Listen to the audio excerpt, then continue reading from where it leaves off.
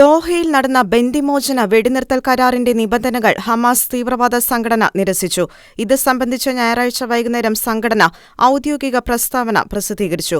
America മുന്നോട്ടുവച്ച bridging proposal കരാറിലെ വ്യവസ്ഥകളാണ് Hamas തള്ളിയിരിക്കുന്നത്. ദോഹയിൽ നടന്ന ചർച്ചകളിൽ പങ്കെടുക്കാൻ ഒരു പ്രതിനിധി സംഘത്തെപ്പോലും അയക്കാൻ ഹമാസ് വിസമ്മതിച്ചതുൾപ്പെടെയുള്ള കാരണങ്ങൾ ചൂണ്ടിക്കാട്ടി വെടിനിർത്തൽ കരാർ നടപ്പാകുമെന്നതിൽ ശുഭാപ്തി വിശ്വാസമില്ലെന്ന് ഇസ്രായേൽ പ്രധാനമന്ത്രി ബെഞ്ചമിൻ നെതന്യാഹു വ്യക്തമാക്കിയിരുന്നു. ഹമാസ് തടഞ്ഞുവച്ചിരിക്കുന്ന ബാക്കിയുള്ള 115 ബന്ദികളെ മോചിപ്പിക്കുന്നതിനുള്ള ചർച്ചകൾ തുടരാൻ മൊസാദ് മേധാവി ഡേവിഡ് ബാർണിയുടെ നേതൃത്വത്തിലുള്ള ഉന്നതതല ഇസ്രായേലി പ്രതിനിധി സംഘം ദോഹയിലും കെയ്റോയിലും എത്തിയിരുന്നു. ഒക്ടോബർ 7-ന് ദക്ഷിണ ഇസ്രായേലിൽ അധിനിവേശത്തിന് നേതൃത്വം നൽകിയ ഹമാസ് ഭീകരസംഘടന ഗാസ യുദ്ധത്തിന് തുടക്കമിട്ടതു മുതൽ അമേരിക്കയുടെ സഹായത്തോടെ ഈജിപ്തും ഖത്തറും ഇസ്രായേലും ഹമാസും തമ്മിലുള്ള ചർച്ചകളുടെ പ്രധാന മധ്യസ്ഥരായിരുന്നു. ചർച്ചകൾ ഫലശൂന്യമായതോടെ ഇസ്രായേലിന് നേർക്ക് ഹമാസ്, ഹിസ്ബുള്ള, ഹൂതി, ഇറാൻ ഭീകര ശൃംഖലകളുടെ സംയുക്ത ആക്രമണത്തിനുള്ള സാധ്യതകൾ വർദ്ധിച്ചിരിക്കുകയാണ്. International desk, Shekinah news.